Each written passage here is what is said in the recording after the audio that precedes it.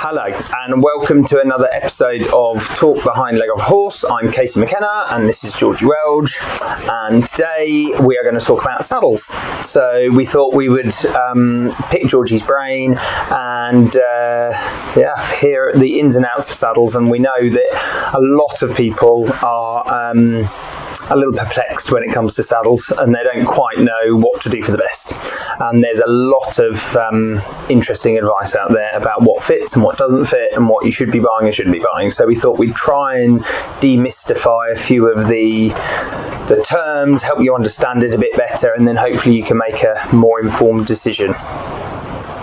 So where do you want to start? I will try. Where do I want to start? I guess the thing I see the most on social media, but also I get a lot of people contact me, is discussing what brand will fit my horse. Yeah. Now, that's not as simple as that, because that's like saying, what brand of car is going to be the best for me, where in actual fact it's not the brand of car, it's the model of the car. Yeah. And it's the same with saddle. So it's the model of the saddle that is going to fit the discipline of which you require it for, that's going to support you in your level of riding in the right way, and going to enable your horse to move the best it can for the discipline of which you want it for again. But also, this is where it gets difficult, because as we've discussed before, we can have some very stable, balanced riders. And they are going to be easier for a horse to carry because they're carrying themselves better. Yeah. They're able to keep themselves as a rider in self-carriage, and I know everybody talks about that for the horse, but it applies to the rider as well. Yeah. But not everybody is blessed with that ability, and not everybody has achieved that ability or even wants to. There's a fair amount of riders, especially in the UK, but all over the world, that just want their horse happy and comfortable. Yeah. So therefore, there's a big difference between a saddle that's been designed for an elite sport and a saddle that's going to keep a horse comfortable for a 2-hour hack around the woods or to the beach or whatever they're doing. Yeah. So I think it's kind of understanding what you're looking for based on where you're actually at and what you're trying to achieve with your horse. Yeah. The actual technical fit of the saddle is obviously what the professional is there to do. That's what they're there to advise on. They're there to advise on the anatomy of your horse, on the conformation and the posture of your horse, and how that affects the saddle. Decision making. So, if you've got a horse that's plodding around the countryside, enjoying life with its owner, going on 2-hour-long hacks that are mostly walk, you're going to be looking for something different to somebody that's out show jumping every weekend, because they're going to be doing two very different jobs. And the problem we have nowadays, especially, is a lot of the saddle brands have massive amounts of marketing budget. So what is perceived and what's put out there in their marketing as the best for all horses is not necessarily the case. I'm seeing a lot of everyday happy hackers and lower level riders, and even riding club level riders, that are being sold close contact, foam panelled jump saddles for an everyday job. Just for for hacking out. Exactly. Yeah. Now there's a couple of things there that are of concern. Is a lot of these close contact foam panelled saddles are not adjustable, and that's fine for horses that are kept in sport condition all year round, because they have a job to fulfil. Not quite so fine for the average owner whose horse fluctuates in weight during the seasons. Yeah, it's perhaps someone that rides on the weekend, and they don't ride that much in the winter. No. They ride a bit more in the summer, but the horse kind of in the summer probably puts weight on because there's a lot of grass, and then loses a bit of weight in the winter. Absolutely. So, so again, it's understanding the different availability of saddle design to what you need and what is in you and your horse's environment. And so what are are the most common saddles that people are going to find? So if someone's deciding what they need for their job, what saddles are available? In terms of, I'm referring to kind of jumping saddles, dressage saddles. Oh, okay. So to the disciplines. To the disciplines. Okay. Yeah. So you've obviously got your dressage saddles. Yeah. Dressage saddles predominantly have a longer stirrup bar. They have a straighter cut flap, generally with a slightly bigger knee block, although that's more fashion rather than personal necessity. Exactly, personal preference. And they will be deeper in the seat. Now, of course, there again are manufacturing variabilities in that. Some companies would be much deeper and have a very truly bucket seat where there's no kind of flat section for the riders to actually put their butt. You are wedged in one position and that's it. And then there are others that are designed for the more classical dressage that are quite flatter, and they encourage riders to find their own self-carriage and their own self-stability.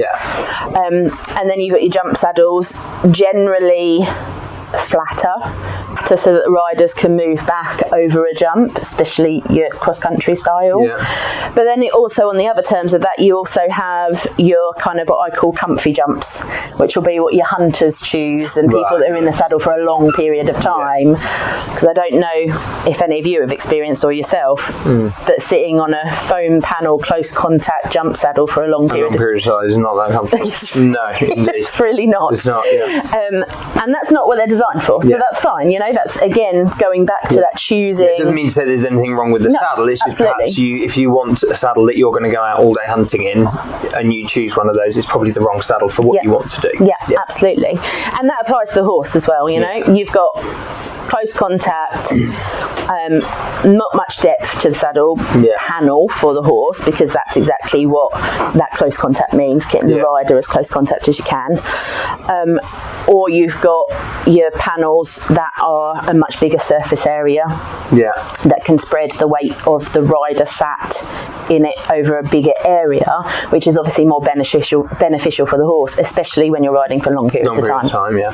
So, you know, if you look at your endurance saddles, a lot of those were based very similarly to the old military style or to a Western style saddle, because they focus on big surface areas to allow the horse to carry the weight over a much bigger area. So would you say that, you know, perhaps for people, if people are just have horses for pleasure riding, just hacking, would you say maybe an endurance saddle might not be a bad route to go?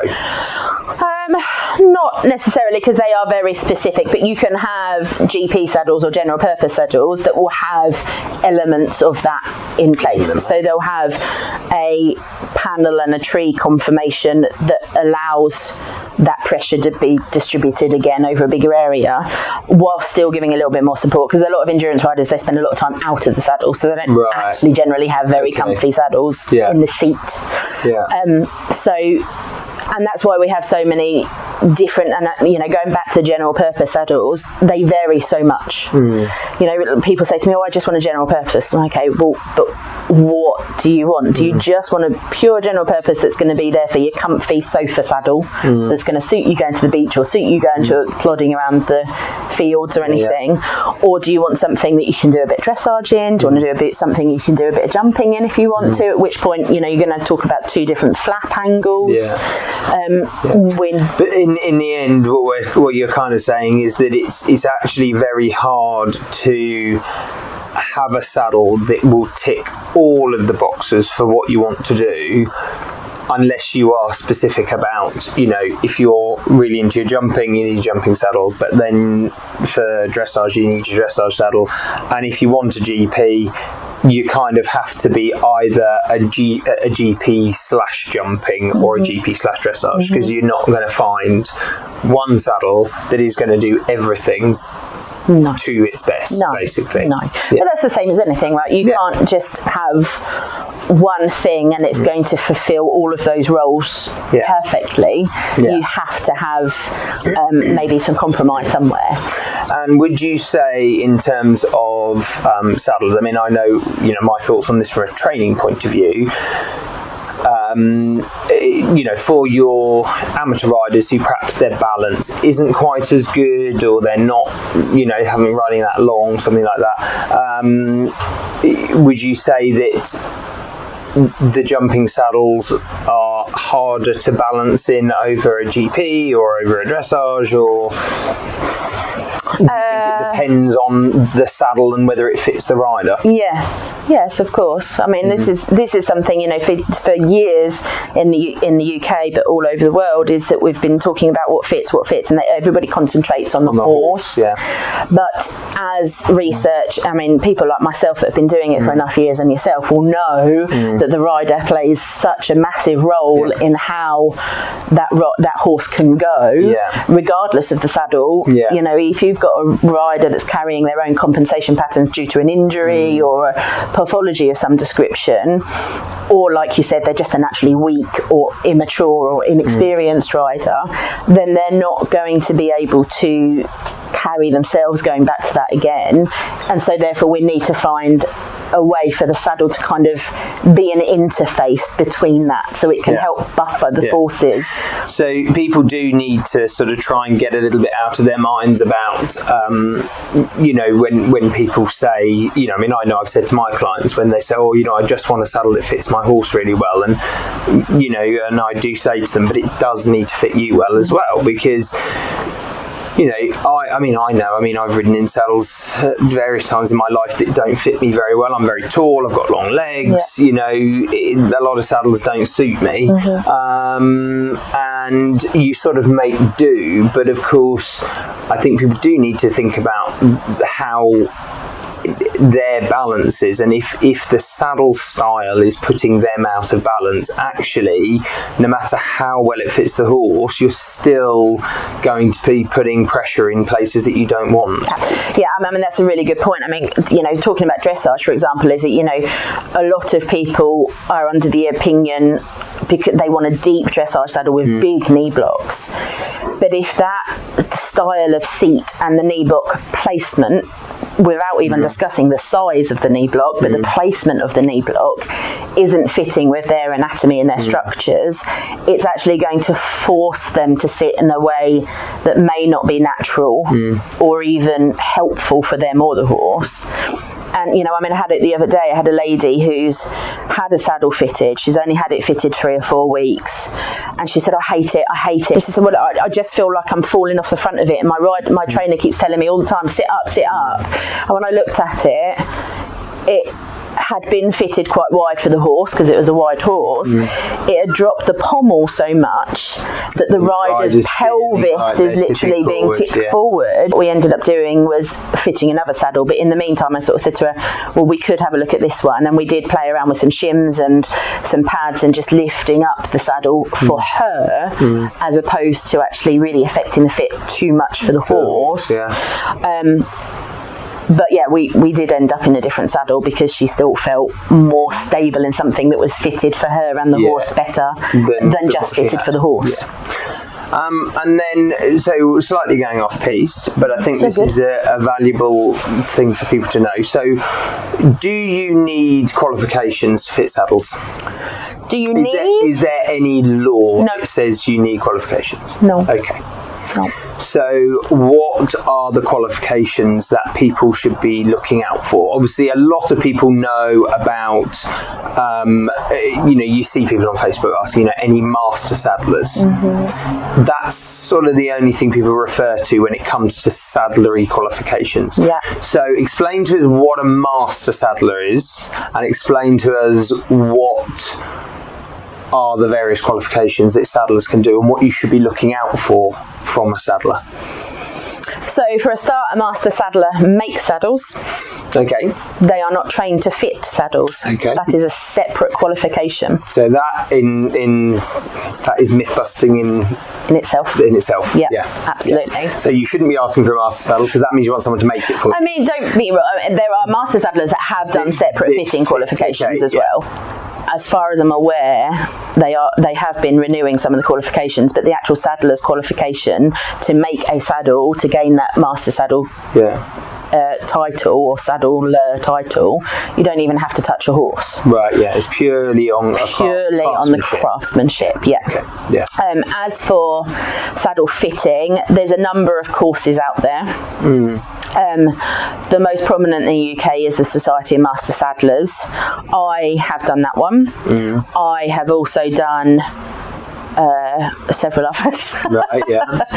And I feel that all of those combined has definitely given me a much rounder understanding. Yeah. But all of them will kind of focus on what they deem as quite important. Yeah. So one of the courses that I did out for Holland, example, was written by a lady who's a equine physio. So hers was heavily based on the anatomy of the horse and fitting the horse, and not really anything to do with the rider, and not really that much to do with the saddle, to be honest, either. It was you spent more time learning about, which I loved, but exercise physiology and the anatomy and the understanding of the horse locomotion. So that's very valid, but it doesn't solve all of the problems when it comes to fitting saddles. I think the biggest thing I struggle with is that all of the qualifications I've done to try and teach what is effectively an extremely complex task and try and teach it to anybody, it's been very simplified. Right, okay. Almost too simplified. Yeah. You know, it's not an easy task. You are taking a horse with its own anatomy, compensation problems, probably pathology, even if it's not been diagnosed yet, of some description, because all the research out there is telling us that 80+% of horses are lame of some description. A high level of them are having kissing spines. They've all got their own problems, and we're discovering more and more of that as diagnosis techniques develop. And then add on to that a rider that probably twisted their ankle 3 years ago, which will then alter how it will alter how they function in their body. So you're taking two biological beings, and then you've got to have this thing in the middle that's supposed to a static thing that's got to be rigid enough to support and distribute the weight and the pressure of the rider from above, but flexible enough to allow the horse to move underneath it as possibly it can. That's not an easy task. No, it's really not. And so qualifications, I guess there is no requirement. The only thing I would say is, when you're kind of choosing who you use, it's going to be somebody that actually wants to help you, that actually cares about you and talks about you and the horse equally, not one more than the other. And because of course, I mean, a lot of the brands of saddles that have reps that go around to sell them, I mean, they all receive training from their company, but it's of the type, but it's not necessarily training in how to fit saddles in general. It's training to fit that specific saddle, and it is limited to what you can do with that specific saddle. Well, over the years, I've been to many training days and weekends and what have you with various brands in other countries as well as the UK, and one thing for all of them is they are focusing on the pros and cons of their saddles and their models, and what the models are good for and what the models are this for, but they don't really talk about how to balance the rider in them, how to do that, because they I mean, you're there for 2 days and you've got a lot of information to try and learn about the individualities of their models and their types of saddles. So they perhaps assume that you have enough of a background understanding to be able to just go and then understand what you're doing, with that specific saddle. Absolutely. Which is sometimes where the downfall can be, is a lot of these companies that are looking for sales reps, they will choose professional riders, and as much as that has a benefit, because people like yourself that have been around horses for decades have an awful lot of knowledge about the horse. However, they don't also necessarily, unless they're used to training a lower level rider, understand the complexities of trying to match a horse that's probably been there and done it is quite capable to a rider who's not really quite so much, up to what the horse can do. Yeah, and so it's sort of fair to say that, you know, there are saddles. I mean, as you say, you know, the more balance and experience the rider, the saddle plays less of a part. So I mean, of course, I mean, I've ridden in some saddles, you know, if I hop on a client's horse in a saddle that is the worst shape for me, most of the time I can still pretty much keep my position of balance because I've trained myself to for a long time. Absolutely. But of course, if you're not that rider, then your saddle really is quite important as to how it's going to sit you and what it's going to do for you. Yeah, absolutely. Yeah, absolutely. So the less experience, the more the saddle has to accommodate that. Yeah. And you know, and there'll be different fitting styles depending on what the horse is needing or the rider's needing at that time. Several saddle fitters, I'm sure, will argue with this, and you know that what fits. Yeah. But there's many different ways to fit, depending on what is the priority. Would you agree with the fact? I mean, I know my personal experience of, you know, maybe I've just had quite a few temperamental horses that are a little sensitive, but there's a saddle can fit a horse by, you know, if you like following the rules of fitting a saddle is fitting a horse. It's not going to be causing it any discomfort. It's spreading the weight fairly evenly. But that horse doesn't like that saddle or how that saddle sits, and it's sometimes something that, you know, within reason, it isn't the perfect fit, but the horse prefers it. You know, it likes it. So what would you say about, you know, do you think that with regards to different sort of panels in terms of, you know, flocked panels, air panels, moulded panels, you know, what would you say are the best out of all of them? Completely depends on the situation. Yeah. So, I mean, I fit foam panel saddles, I fit flock panel saddles. I don't do air apart from the enclosed air, which is the sealed ones already, so the non-adjustable ones. Yeah. Because I haven't done the training, I just haven't seen the need. There hasn't been enough kind of need for it out there with my clients. There are people that are trained specifically in that, and that's all they do. Yeah. Myself, I've ridden in air a couple of times. I don't like it. It's like riding on a bouncy castle. Yeah, I don't like it myself either. Personal preference. Yeah. I have seen some horses that have really changed to the positive under air and panels with that construction. Yeah. I've also seen others that have just gone, I do not like this, get it off my back completely now. Yeah. So that's kind of a personal preference in that respect. Yeah.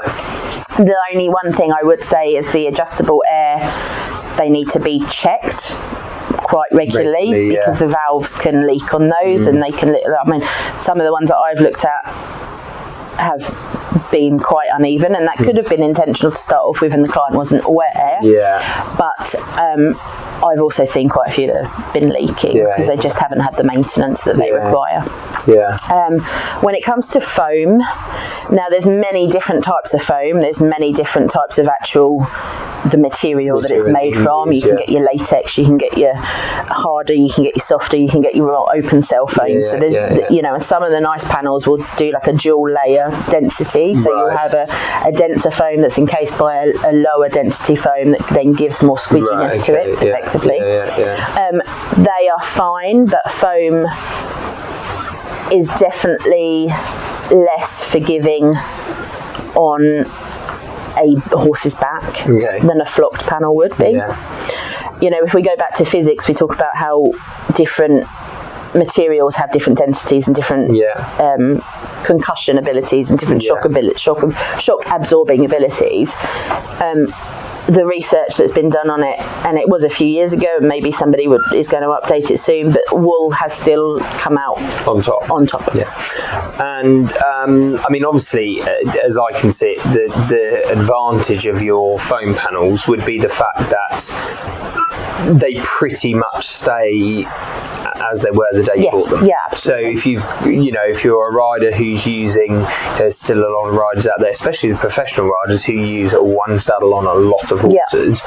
They would probably tend to go down that route more because the saddle stays in that shape. Whereas obviously the flocked panels, you do need to maintain and check and what have you. That's right. So what would be the advantages of having the flock panel? So a flock panel will enable a horse, so flock panels obviously compress over time, but that compression can actually create a bit of space for horses that they need to develop a little bit of muscle. It can create a little bit of space.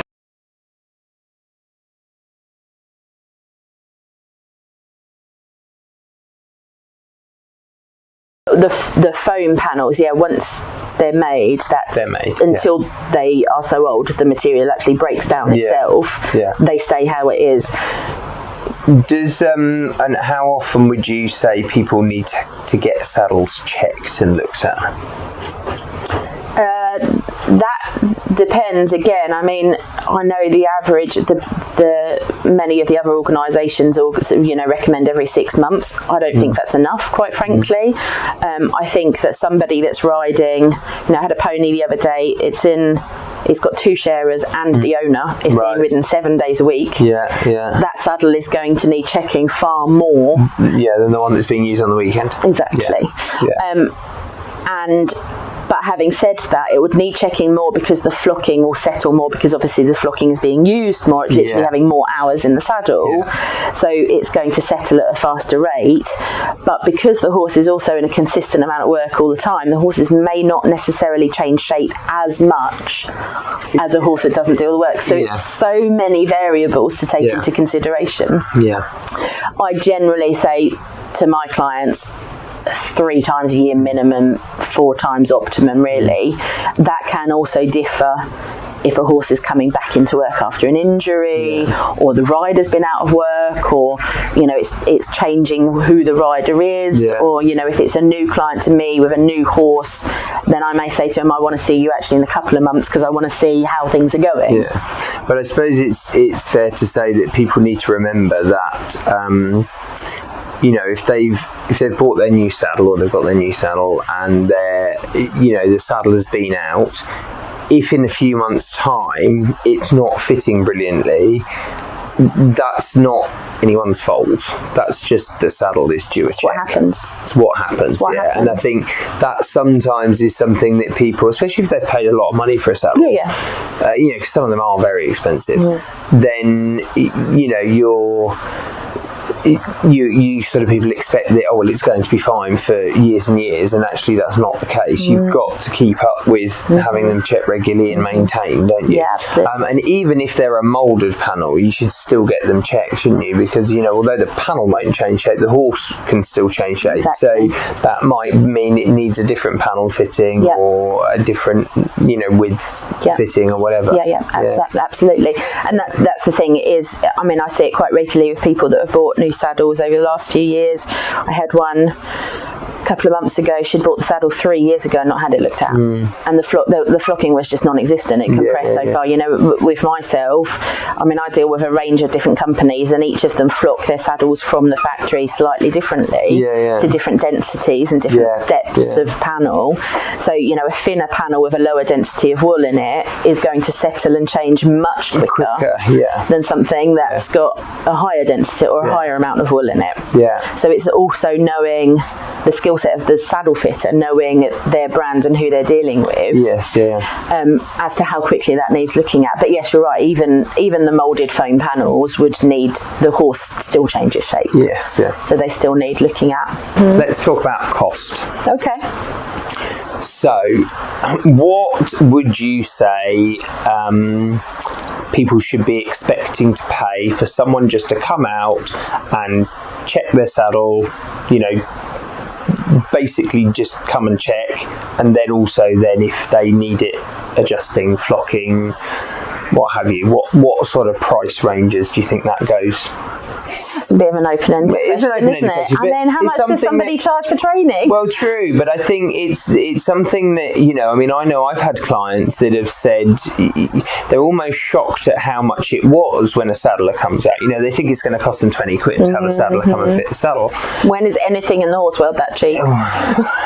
Not for a long time. So, you know, but you kind of, and it surprises me because I kind of think, well, you know, you are asking a professional person who has had to learn how to do this, and you know, you don't complain at your, I don't know, your mechanic when they charge you, you know, £40 or £60 an hour for what they do. Well, they probably do complain about that. But they probably do complain about that. But still, but you know, and it's kind of it's still the same thing. I think people do need to think about that.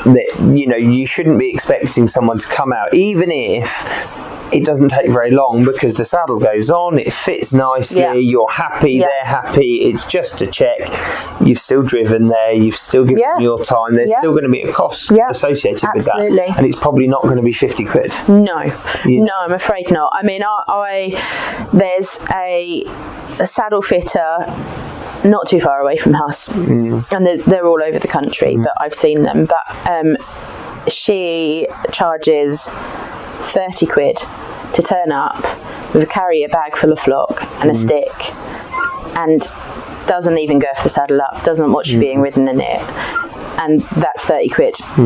This person also has a full-time job, they're just doing it at the weekend, so for them it's extra cash in their hand. Are they insured to do that job? Because my insurance is a couple of grand a year straight away. You know, keeping a vehicle on the road, a full-time job, and like you said, been doing it for 20 years now, and the experience you gain, you have to pay for that. You know, it's no different, like we said earlier, about mechanics. You can go to Joe Bloggs down the road who's probably got a couple of years of experience, or you can go to a mechanic that's got 40 years experience. You're going to pay more because that person has gained that experience. So I guess it depends on what you're willing to pay. What you pay for. Absolutely. But then, do you get what you pay for, would you say, in the world of saddle fitters? I mean, I see a lot of saddles on horses with my clients. I would say some of the fitting is questionable, and that's just looking at how the rider is balanced in the saddle and looking at how the saddle looks when it's going. And I'm not a saddler, so that again is questionable, isn't it? So how do I respond to that? So there are a lot of saddle fitters that have been doing it for years and years and years. That have got the reputation and respect because they've put the hours in. But they will focus on selling a saddle rather than actually being the optimal fit for what that horse and rider need at that time. You know, I see it quite commonly, saddle fitters, and I drive a big van, you've seen my van, it's full of saddles, but it's full of saddles because I want to give people as much choice as I can, and you don't really ever know what you're turning up to. Even photos can be misleading of what you're turning up to see. However, you have got the saddle fitters that it is, I know exactly what I'm going to fit on your horse, and you know, this is the one you need. Instantly, you've got one option, and that's what they sell you because it fits into your budget, and that's it. They didn't let you ride in anything else. They didn't give you that choice. They didn't really. So I think it is unfortunate that there's no way of really kind of regulating, but also knowing until the person turns up, right? You know, you'll get a lot of people that will recommend people because they like them, and they may have solved their problem because they had an easy to fit horse, or they had a saddle that was already fairly working well, and all they had to do was a little maintenance job on it. Doesn't necessarily mean they can solve every problem.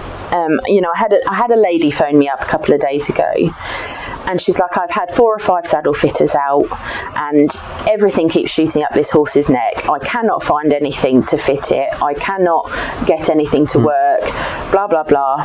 Somebody's told me this brand, somebody's told me that brand, and I'm like, well, until I've seen your horse, I can't possibly advise you on that.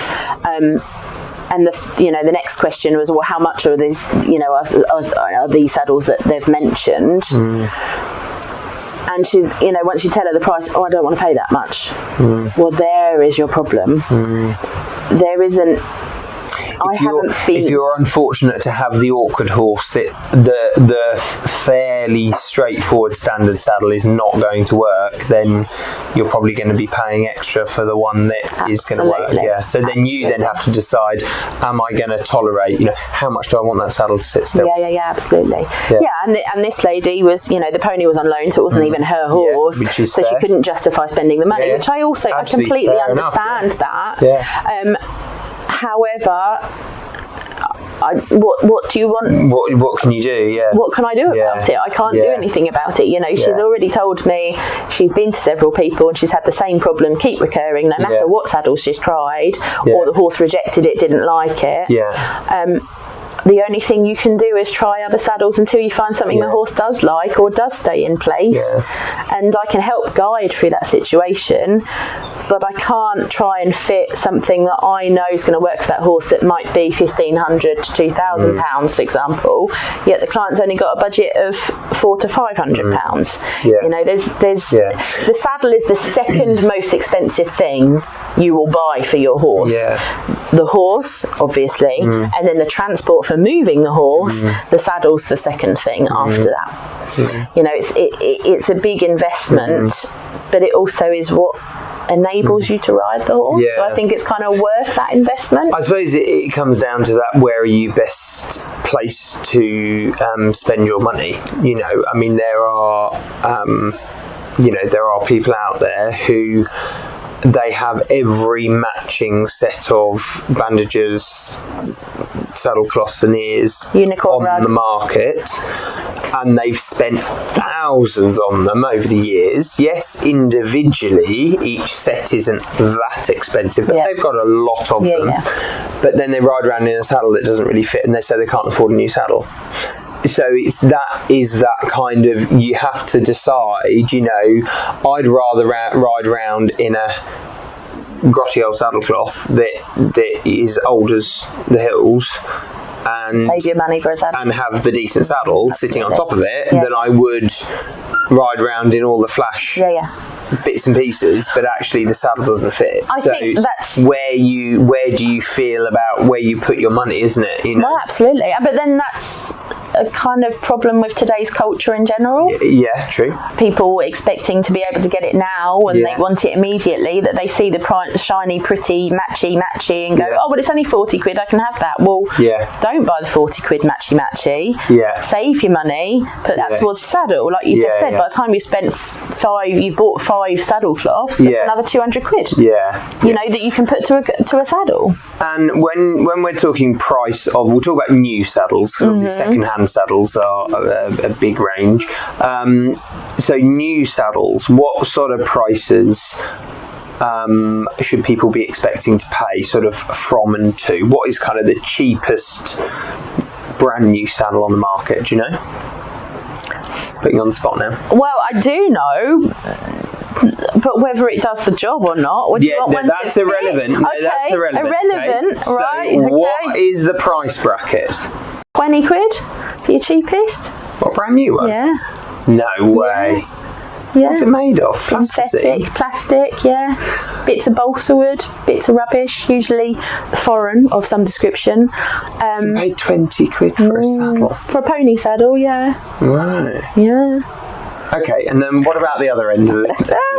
The other end, you've got, again, it depends. There's a company in Italy that's going out and they're selling their saddles for £40,000. Oh, right. Yeah. That's a lot. But that would be because of the branding. It doesn't fit any better. It doesn't actually fit any different than a saddle that's probably £5,000. Okay, so then now let's put that into a bit of perspective. So what sort of money do you think you need to be spending to get something that is a well-made saddle, decent enough leather? I'm not talking top of the range, but if you want your horse to be in something that has a decent tree in it, that the horse will be comfortable in, this all is assuming that it's fitted correctly, but you know, decent enough tree, decent enough leather is going to last more than 5 minutes. With real wool flocking in it? With real wool flocking in it, not synthetic stuff. So what sort of money do you think those sort of ballpark, you know, are we talking 500, 1,000, 2,000, 3,000? For leather, you're talking starting kind of around £1,000 okay, for a new one. There's a few companies selling them. They are not made here. Yeah. They're not British, but they probably be assembled here. Yeah. They're affordable. Yeah. Generally adjustable. Yeah. And you know, the British saddles are still some of the most customizable saddles, and still kind of handmade in England, in Warsaw.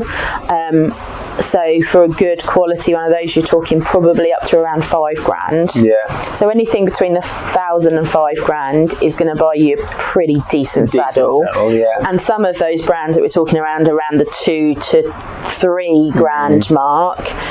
You know, one of the companies that I work with, in their tree shapes alone, they have over 350 different tree shapes. So you combine that with different panel shapes for the horse and different seat shapes for the rider. Got quite a lot of you've got a massive choice. Yeah. Really massive choice.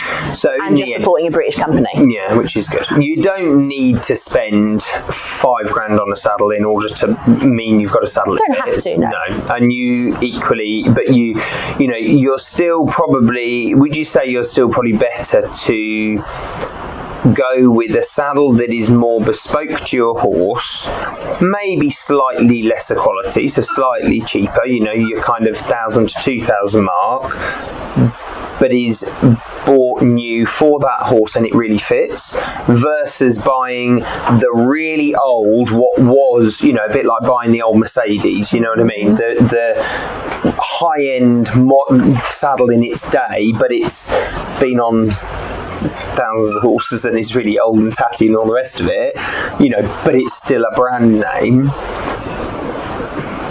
Which would be the better option? That's some good questions. You're just very complex. Challenging. This is the problem, though. There's no straightforward answer. But I think that's something that's quite that's a pattern with horses in general, isn't it? It's not easy. There's all these questions. A lot of people ask what are very straightforward questions and very sensible questions, but actually there is not a straightforward answer to that question. Absolutely not.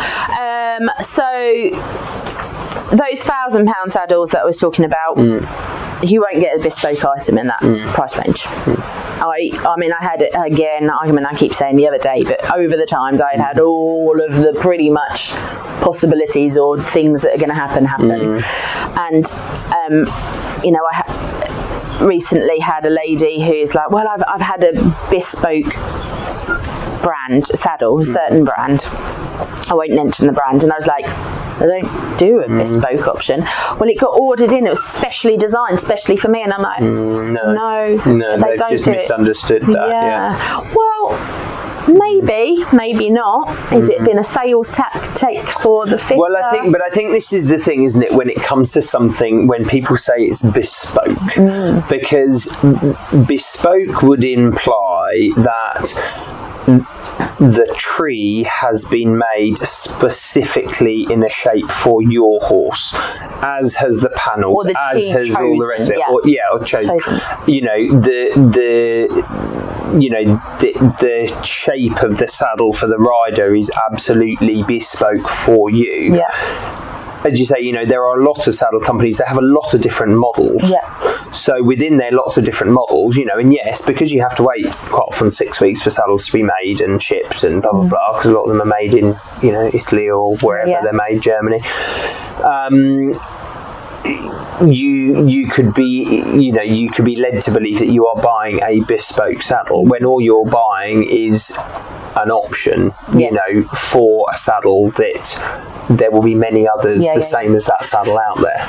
As far as I am aware, there's only been one person based in the UK that I've ever come across that goes out measures the horses, scans the horses' backs, uses this special antique tool to measure every single angle, goes away, makes the tree, and please correct me if there's other people doing this, but as far as I'm concerned, I've only come across this one person.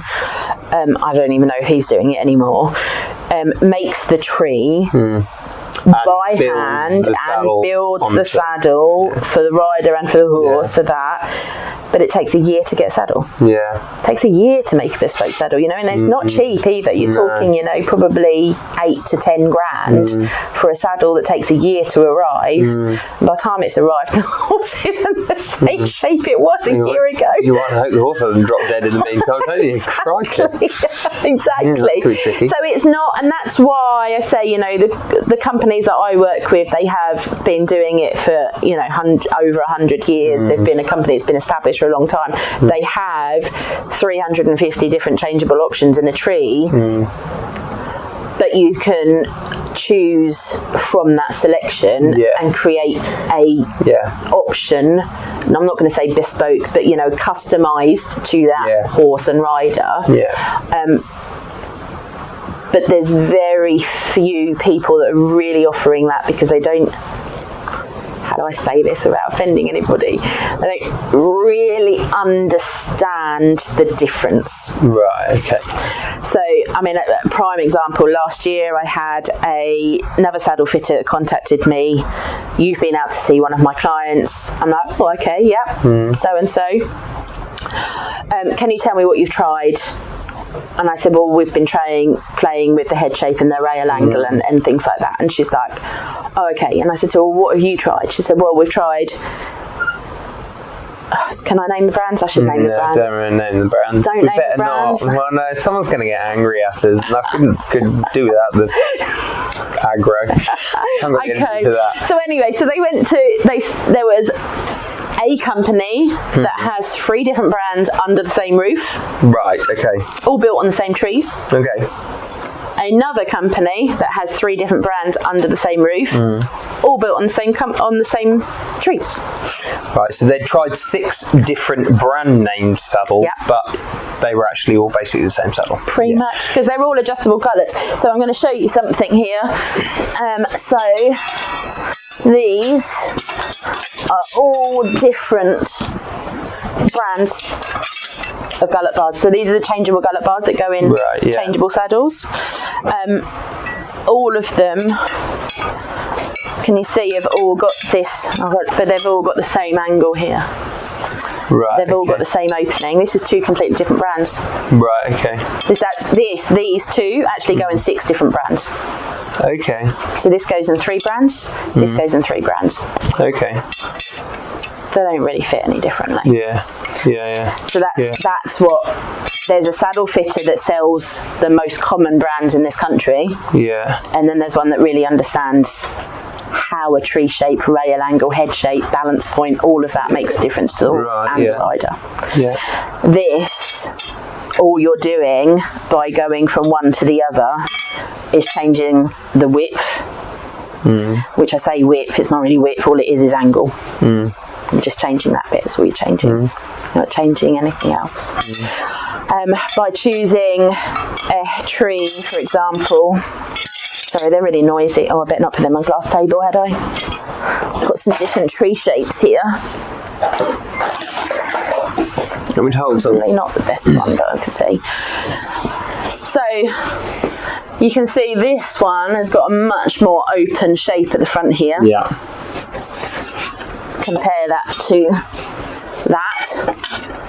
You can really see, if I kind of hold that, I'll do some close-ups in here. Might be the easier thing is to hold it on one side, and then you can get an idea. So you can see. Yeah. So this is what we call, some people call it a hoop tree. I don't call it a hoop tree. I call it an open-headed tree, basically. Right, yeah. So it just means that for a horse that's got probably your more traditionals, your cobs, your bigger shouldered. Limited withers. Yeah, limited withers. Yes, very flat withered, square shoulders. Yeah. You know, they've got a little barrel. Yes. Shall we say? So you've got your thoroughbreds and your skinnier Salfronte, your warm bloods, your slimmer warm bloods that are going to have literally smaller rib cages. Their scapulars are closer together. Because they've got less bulk between scapulars. Then you've got your more traditional breeds that have got rounder rib cages, which literally pushes the scapulars further apart. Right. Okay. By just going for a wider one of these, the only thing you can do is by opening this angle up. But all you're then doing is then dropping the front of the saddle down. Okay. Which you then have to try and flock up. Okay. And some brands you can do that on, others you can't, but it's a skill set in its own right. Yeah. Whereas you can have a wooden tree as well that's like this, that's got a much steeper angle and a much narrower point at the top here. So that fits more. It's actually narrower than this bar is. That one. Yeah. But yeah. So there's a great deal of difference. Yeah. Great deal of difference. Yeah. And it's understanding that difference. Right, so while we've got these up, the trees. Yes. Because I think it's probably fair to say a lot of people who aren't that knowledgeable on saddles. Saddlers can come along, a bit like, you know, a lot of these professions, and say all of these words to them that don't necessarily make any sense. But I think there are some people who perhaps don't feel as though they can ask the questions and they look stupid. Yeah. So, obviously this is a saddle tree. I know this is a saddle tree because I know that. But why don't you go through the different parts of a tree so that at least people understand what you're talking about? Okay. So this is the head, both the head, which effectively is the part that creates the pommel. Yeah. So that creates the kind of shape at the front of the horse, of the front of the saddle for the horse, depending on how much wither clearance they need, but also therefore the shape of the pommel for the rider as well, for the seat. Then you've got what's called the rails. So the rails come from the back of the head and go into the back of the cantle. And then we've obviously got a cantle. So head, tree points, stirrup bar, rail, cantle, springs, which are designed to allow an element of flexibility within a tree, while still supporting it. And then you've got all your metal reinforcements. This is the gullet plate, which would be one of these in your plastic trees. And then you've got your head plate on a wooden tree, and then that's two pieces of metal that the wood is then sandwiched between to reinforce, and you can see how many rivets there are in the areas as well. A lot of people talk about the twist part of the rail that goes from being in the vertical alignment to a horizontal. So where this literally twists to turn from vertical to horizontal. Yeah, okay. So this is but these are all things people do need to think about and understand, because these are, you know, when you know these things, you know them, don't you? But of course there are those of us who have done it for a lot of years and have talked to a lot of saddlers and learnt these things. You know, I've always felt I needed to understand enough about saddles just from a competing point of view, because I want to get the best out of the horses. Yeah, absolutely. But obviously, you know, when people come along and they talk about these terms and what they are, and, you know, when people get told, oh, I need something with a narrow twist, I need something with a wide twist, I need something that's got a deep seat, that's got a flat seat, that's whatever. I mean, some people just don't even know what that is. Yeah. So they repeat it because someone told them that that's what they needed, but actually, it means nothing. There's been a fashion over the years, for certainly the last few years, to talk about, you know, how saddles are for females and saddles are for males. Sales tactic, right? Yeah. Because it's predominantly 85% women that ride horses around the world. So, you know, let's appeal to the females and say this is especially for them. When in actual fact, what happens if you have a wider pelvis on a narrower twist, you end up feeling a twist more, because basically your seat bones and your pubic arch are falling off of the seat, and so you want to feel the pommel more up in between your pelvis. Does that make sense? That makes sense. So I don't know as a trainer whether you've had many women kind of tell you, but obviously as a female, I get a lot of women telling me how uncomfortable they've been. I don't know how PC it is, but I mean, I've had a few ladies that have said, "Oh God, that's a nun basher," and I'm like, all right, good for you. I'm not, I can't relate, but I mean, come on, well, you I must can relate. to a degree. No, I can to a degree. The genitalia is irrelevant. If you can feel it up underneath that pelvis, then it's not comfortable. Not comfortable. And because it's not comfortable, it's then going to affect how the rider sits, because they're going to be bracing exactly that. So they're combating the saddle all the time, rather than having a fitter who can actually show them what different options they are, and find people need to sit in them. People need to sit in them, absolutely, because it's not just that shape. Do you need to also point that out to them when they're trying a saddle, that how does it actually feel? All the time. Because I think sometimes people, when they try saddles, and this is something that I've said to clients before, especially when you get the kind of I bought this saddle because it was the first one that came out the back of the van, it fitted perfectly, and that's the one that I bought. And I'm like, okay, right. If you're in a saddle that isn't either a great fit for you or a great fit for your horse, you put any other saddle on, likelihood is, because it's different, often the horse feels different, maybe not better but different, and the rider does as well. So of course, because it's just not what they're used to, but then you need to try enough options so that you actually see, but is that the best you can do, or is that just better than what was? Absolutely. I mean, and that will be my goal as well, as long as the client has the budget to allow it, and also they're open to the different suggestions. I will aim to get a rider in anything between 3 and 6 different saddles at a fitting. They will all technically fit them or the horse. But then it comes down to personal preference of the horse and rider. Absolutely. Millimetres of variation, small changes, but it's about having that choice. I suppose it's people thinking, because obviously when you're talking millimetres, people kind of go, well, what difference is a millimetre going to make? I suppose people should probably liken it to shoes, really, shouldn't they, on their own feet? And I'm sure some people have heard that before, but you can have a pair of shoes that they're your size, but on your foot shape, that shape of shoe is just not that comfortable, and you might only need to go a millimetre bigger or a millimetre wider or whatever, and then it is comfortable. Hello everyone, I have to apologise because when I was taking the film footage off of the camera, unfortunately one of the files ended up corrupting, so we don't have an ending for this episode, so I'm just here to say thank you for listening. If you have any questions, then please do reach out. If you'd like us to talk in more detail about saddle fitting or anything about horses in general, just please do reach out, and we will see you again next week. Thanks and goodbye.